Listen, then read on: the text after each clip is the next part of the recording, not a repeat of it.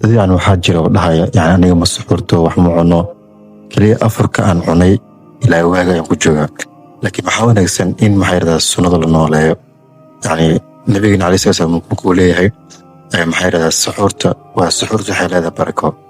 xataa soo kacdo oo keliya aad cunto 2 xabo timir ah oo kadib biyo aad cabto, yani waxaad nooleysay sunnada nabigeena caleyhi salaatu wasalaam. suxuurta ma ahan keliya cunto la cuno iyo biyo la cabo, laakiin waa cibaado iyo barako oo alla subxaana watacaala inugu deeqay. nabigeena maxamed sala allahu aleyh wasalam wuxuu leeyahay tasaxaruu fa ina fi suxuuri fi lbaraka. suxuurta ayuu leeyahay nabigeena caleyhi salaatu wasalaam.